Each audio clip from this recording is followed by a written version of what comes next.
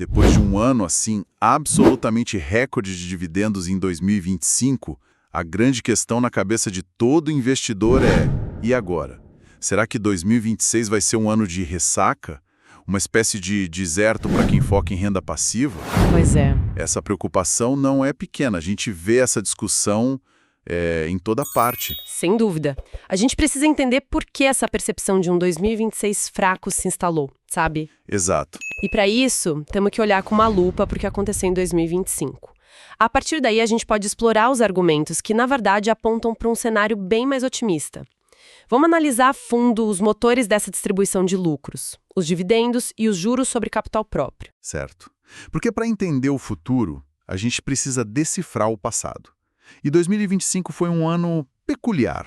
Parece que houve uma corrida generalizada das empresas para adiantar tudo que era possível. Sim, um senso de urgência. Um senso de urgência, isso, que tomou conta das salas de diretoria. Qual foi o gatilho para essa movimentação toda? Olha, o gatilho foi a expectativa de uma mudança na legislação tributária. Havia uma sinalização muito forte de que os juros sobre capital próprio poderiam acabar ou ser modificados, Ah, claro. e que os dividendos poderiam voltar a ser tributados na pessoa física. Diante desse risco, a atitude das empresas foi proativa. Foi tipo, vamos correr. Exato, vamos distribuir o máximo que pudermos agora, sob as regras atuais, para garantir que esse valor chegue ao bolso do acionista sem novas mordidas do leão. Então foi uma manobra essencialmente defensiva. E como elas fizeram isso na prática? Porque não dá para simplesmente, sei lá, inventar lucro para distribuir. Exato, elas usaram os recursos que tinham disponíveis. A primeira e mais óbvia foi adiantar os pagamentos que normalmente seriam feitos em 2026, mas que eram referentes aos lucros de 2025. O básico. O básico. A segunda, e talvez a mais impactante, foi utilizar o saldo de lucros acumulados de anos anteriores que ficava ali no balanço. Ah, o famoso raspar o tacho. Exatamente. Foi como abrir um cofre antigo e distribuir o que estava guardado. A gente viu empresas anunciando proventos gigantescos com base em balancetes intermediários que ainda nem tinham sido auditados oficialmente. Basicamente, foi um festival de criatividade contábil e tributária para maximizar essa distribuição. Precisamente. E o efeito colateral disso é a criação de uma base de comparação completamente distorcida. Totalmente. Se um investidor desavisado abrir uma planilha e comparar o total pago em 2026 com o de 2025, a conclusão imediata vai ser: nossa, 2026 foi um ano fraco. Sim, vai parecer uma queda abrupta. Mas essa é uma leitura superficial que ignora o contexto. É como comparar o faturamento de um restaurante na semana do Dia das Mães com uma semana normal de janeiro. Não é uma comparação justa, né? Entendi. A fotografia de 2025 está com um filtro que a deixa muito mais bonita do que a realidade normal. Mas, para entender de verdade o que sobra para 2026, acho que a gente precisa separar os bois. Nem toda distribuição é igual. A diferença entre dividendos e juros sobre capital próprio é a chave de tudo, não é? Começar pelo mais simples, os dividendos. A fonte de recursos para os dividendos é o lucro líquido da empresa. Certo. E essa fonte se renova. O lucro gerado no primeiro trimestre de 2026 vai ser a base para os dividendos daquele período. O lucro do segundo trimestre para os dividendos do segundo. E assim por diante. É um fluxo contínuo. Ou seja, a fábrica de dividendos, que é a capacidade da empresa de gerar lucro, continua funcionando a todo vapor. Exatamente. A Klabin é um exemplo perfeito disso.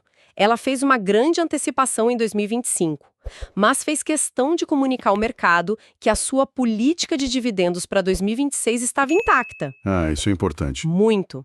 A empresa se compromete a distribuir entre 10% e 20% do seu EBITDA a cada trimestre. Ou seja, o que foi pago em 2025 era bônus, era antecipação.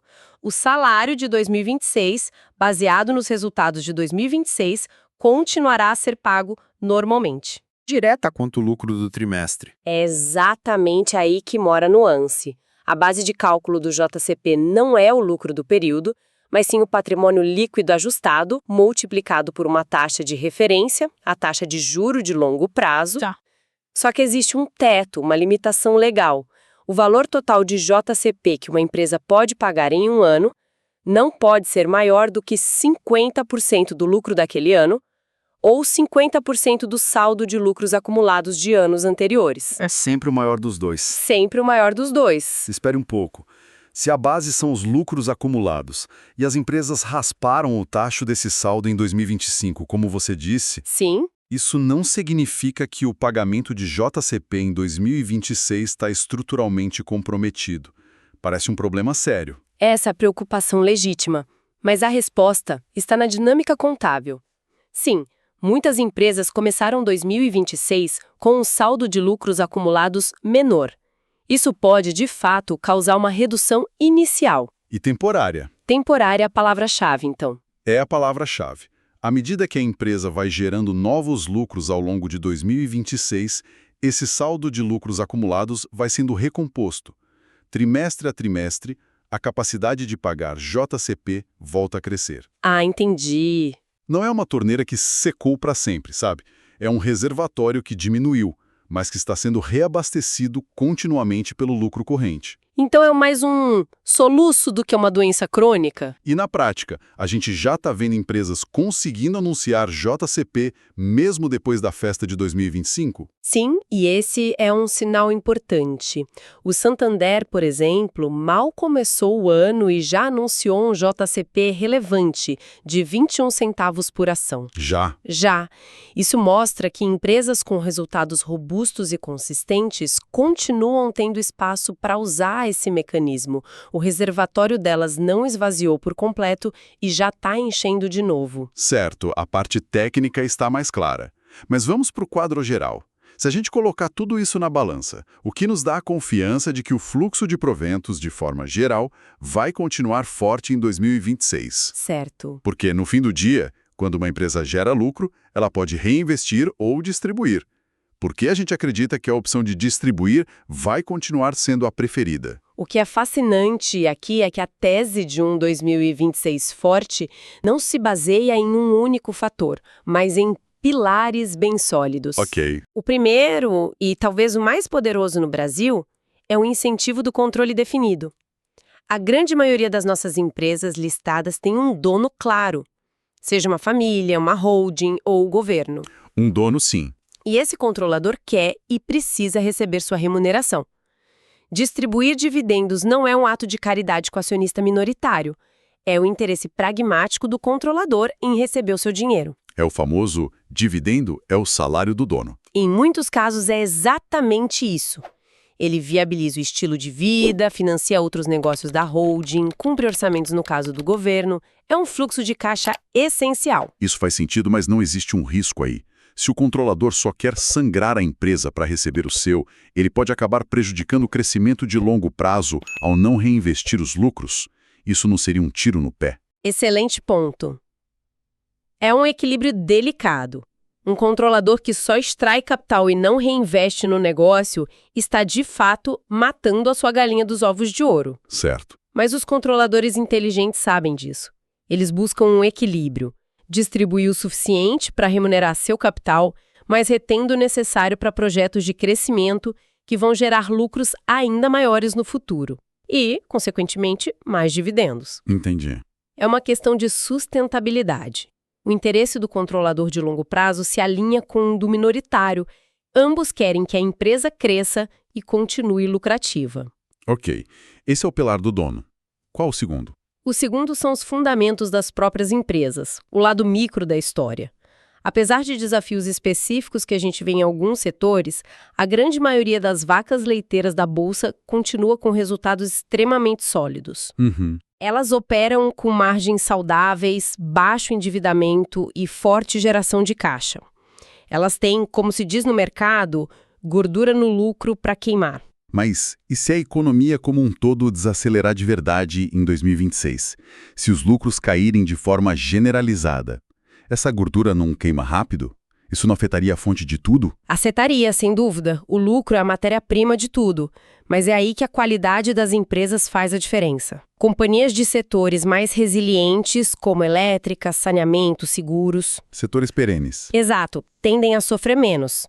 E mesmo em setores mais cíclicos, as líderes de mercado com balanços fortes conseguem atravessar a tempestade e muitas vezes até ganhar mercado dos concorrentes mais fracos. A análise não pode ser genérica, tem que ser empresa por empresa. Mas o cenário geral para as grandes pagadoras ainda é de muita saúde financeira. Certo. E o cenário macroeconômico? Como os juros altos entram nessa equação? Esse é o terceiro pilar e é crucial.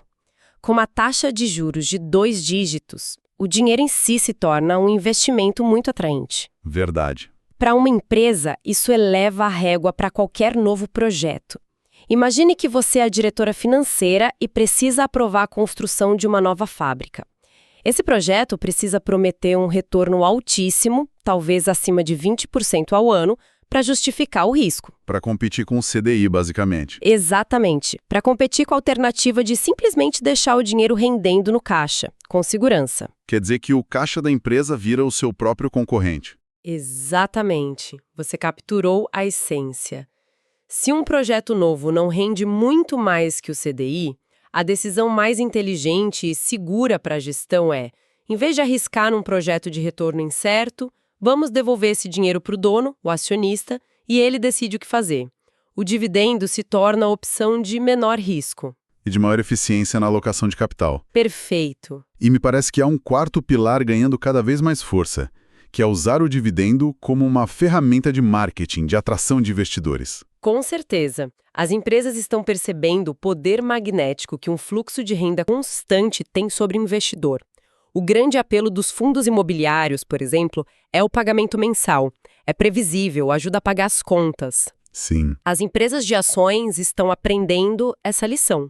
A Aulus, que opera estacionamentos, não era uma empresa no radar de dividendos, mas mudou sua postura e anunciou que fará pagamentos mais frequentes para atrair esse público. É engraçado. Parece que as empresas estão descobrindo o que todo mundo que paga um aluguel já sabe. É muito mais fácil gerenciar a vida com dinheiro pingando todo mês do que com um bolão uma vez por ano. É isso. A previsibilidade tem um valor psicológico enorme. Perfeito, é exatamente essa lógica. E não é só sobre pagar mais, é sobre pagar com mais frequência. Veja a Taesa ou a Exige no setor de transmissão de energia. Em vez de 1 ou 2 pagamentos grandes por ano, elas estão fracionando em 3, 4 ou mais parcelas. Isso fideliza o investidor, né? Muito. Isso cria um fluxo de renda mais estável, diminui a ansiedade e mantém a ação no radar. A política de dividendos deixou de ser apenas uma consequência do lucro e virou uma ferramenta ativa de relacionamento com investidores. Faz todo sentido. Mas, mesmo com todo esse cenário positivo que a gente desenhou, não dá para ser ingênuo. O investidor não pode simplesmente sair comprando qualquer ação que paga dividendos. De jeito nenhum. Deve existir um método, um critério para não cair em armadilhas. E esse é um alerta fundamental. Nem toda empresa boa pagadora de dividendos é necessariamente um bom investimento. O dividendo é o fruto, mas você precisa analisar a árvore e o solo. E o fator mais importante é o preço que se paga pela ação. Então o preço teto funciona como uma espécie de selo de bom senso. Se a ação está cara demais, mesmo que a empresa seja ótima, o retorno real com dividendos pode acabar sendo decepcionante. Exatamente. É uma disciplina. A ideia é não se apaixonar pela empresa a ponto de pagar qualquer preço por ela. O objetivo é renda e o preço que você paga define diretamente a sua rentabilidade. Nós usamos uma metodologia que define o preço teto com base num retorno mínimo esperado de 6% ao ano só em dividendos. 6%. Se o preço da ação no mercado está acima desse teto, nós simplesmente não compramos, por melhor que a empresa seja. Esperamos uma oportunidade melhor. E quais são as armadilhas mais comuns? O que seria um dividendo que engana? Olha, uma armadilha clássica é o dividendo não recorrente. Imagine uma empresa que vendeu uma fábrica ou um prédio e distribuiu todo o lucro dessa venda como um dividendo extraordinário. Ah, o famoso dividendo bomba. Exato. Naquele ano, o dividendo yield dela vai para as nuvens. Parece o melhor investimento do mundo. Mas aquilo não vai se repetir. O investidor que compra a ação esperando aquele mesmo pagamento no ano seguinte vai ter uma grande decepção. Faz sentido. É preciso entender a origem do dividendo. Ele vem da operação normal e recorrente da empresa ou de um evento único? Ou seja, é preciso avaliar a perenidade do negócio. Esse setor vai continuar existindo e gerando lucros daqui a 10, 20 anos? E a empresa, ela tem um histórico de consistência, de respeito ao acionista? Precisamente. A análise é qualitativa. É olhar o histórico, ler as atas das reuniões, entender a cultura da empresa. Uma companhia que consistentemente aumenta seus dividendos ao longo de uma década, mesmo em anos de crise, está te dando um sinal muito poderoso sobre sua gestão e a resiliência do seu negócio. É um sinal de confiança. Muita confiança. É muito diferente de uma empresa que paga dividendos de forma errática, só quando sobra dinheiro. Portanto, para amarrar tudo, a perspectiva para 2026 não é de um ano fraco. Longe disso. A visão é de um ano excelente, porém mais normalizado, sem as distorções que a gente viu em 2025. Exato. E a volatilidade do mercado, que sempre existe, pode, na verdade, ser uma aliada. Exatamente. O investidor de longo prazo que busca renda deve ver a volatilidade não como risco, mas como oportunidade. Quando o preço de uma ótima ação cai por um pessimismo momentâneo do mercado, o seu yield potencial aumenta. Certo. Se você ia receber R$ 1 de dividendo por uma ação que custava R$ 20, seu retorno era de 5%. Se essa mesma ação cai para R$ 10 e o dividendo continua sendo R$ 1, seu retorno sobre o capital investido dobra para 10%. Exato. Preços mais baixos, para quem está comprando, significam retornos futuros maiores. Uma conclusão que acalma os ânimos e, mais importante, direciona o olhar para o que realmente importa: comprar boas empresas a preços justos, independentemente do ruído de curto prazo. Perfeito. E para finalizar, deixo uma reflexão. Vimos que as empresas estão começando a usar a frequência dos pagamentos e não apenas o montante como uma ferramenta estratégica. Sim. Como isso pode alterar a forma como as carteiras focadas em renda são construídas no futuro? Será que o mercado passará a valorizar mais um fluxo de caixa mensal e previsível vindo de uma ação do que um pagamento único e maior, mesmo que o total anual seja idêntico? A busca pela previsibilidade pode se tornar um fator de precificação tão importante quanto o próprio lucro. Dividendos. O ano de 2025 foi espetacular, um recorde de pagamentos. Mas a previsão para 2026, é de queda. A grande questão é, será que o motor das empresas engasgou de verdade ou a gente só está olhando pelo retrovisor de um ano que foi tipo um foguete?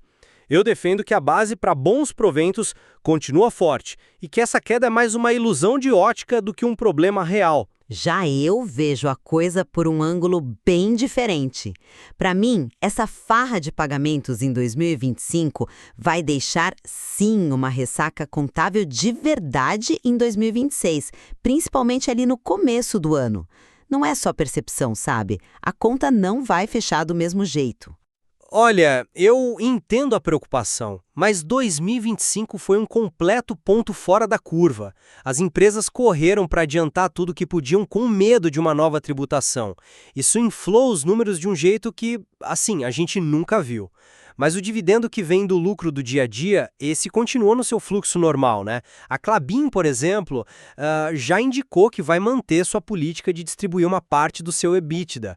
E tem mais, com os juros altos como estão, para muitas companhias faz mais sentido remunerar o acionista do que, sei lá, se arriscar em um projeto novo. Sem falar que muitas empresas no Brasil têm um controlador, um dono que conta com esse dinheiro. Certo, mas aqui é que está o ponto que eu acho que muda o jogo. A matemática do juros sobre capital próprio, JCP, não é uma questão de opinião, é uma restrição da lei. O cálculo do JCP tem um teto, que é 50% do lucro do ano ou 50% dos lucros acumulados. Acontece que, em 2025, as empresas literalmente rasparam o tacho desses lucros acumulados. Então, por definição, a base de cálculo para o JCP no comecinho de 2026 vai ser bem menor. Isso é uma queda real no dinheiro distribuído, não é só uma impressão, sabe? O Santander mesmo já anunciou um JCP para o começo do ano. Claro que essa reserva de lucro se recompõe, mas não é da noite para o dia. Ok, o ponto do JCP é real, eu vejo. Mas você não acha que a gente está olhando para o problema de forma muito limitada? Se o objetivo final é remunerar, o JCP é só uma das ferramentas na caixa. As empresas podem usar outros caminhos, tipo programas de recompra de ações, onde elas usam o caixa para comprar as próprias ações no mercado, o que tende a valorizar as que sobram na mão do investidor. Espera aí, mas recompra de ações e dividendos são coisas totalmente diferentes por investidor que vive de renda, não são? Uma coisa é dinheiro no bolso todo mês, outra é uma valorização teórica do papel. Trocar um pelo outro não resolve o problema de quem conta com aquele fluxo de caixa, né? A limitação do JCP é uma amarra contábil, não é uma escolha que se contorna com facilidade. Mas a necessidade de manter o investidor por perto é enorme. A Isecretip, por exemplo, começou a dividir seus pagamentos em mais parcelas durante o ano, para criar um fluxo mais constante e previsível. Isso mostra que as empresas vão se virar, vão se adaptar, porque elas precisam do capital do investidor para crescer. A estratégia de remuneração vai dar um jeito de passar por cima dessa dificuldade momentânea. Dividir o pagamento é só um truque de percepção, não aumenta o bolo total. E isso não muda o fato concreto de que o caixa disponível para o JCP foi drenado. Você falou dos juros altos. Eu concordo que é um incentivo para pagar dividendo, mas isso só funciona se a empresa tem o dinheiro disponível para isso. Ao antecipar tudo em 2025, elas comprometeram justamente o caixa que usariam para essa estratégia no início de 2026. É uma conta que, não fecha. No fim das contas, a minha visão é que, mesmo que a forma de pagar mude um pouco, os grandes motores do nosso mercado, juros altos, o perfil dos controladores, garantem que 2026 vai ser um ano bom para quem busca dividendos. Essa sensação de fraqueza é só a sombra do ano espetacular que a gente deixou para trás. Já eu concluo que a antecipação de lucros não foi um almoço grátis. Vai haver um impacto real e nos números, principalmente via JCP, com menos dinheiro na mesa no começo do ano. A recuperação ao longo de 2026 é uma esperança, claro, mas a queda inicial é um fato. Fica a dúvida se o que vai pesar mais é a restrição contábil de curto prazo ou os incentivos estratégicos que você mencionou. Esse estudo não constitui nenhum serviço de análise ou recomendação. Este é um mercado de renda variável, bolsa de valores, onde o risco é inerente. Toda e qualquer decisão é de cada investidor. Um abraço e até a próxima.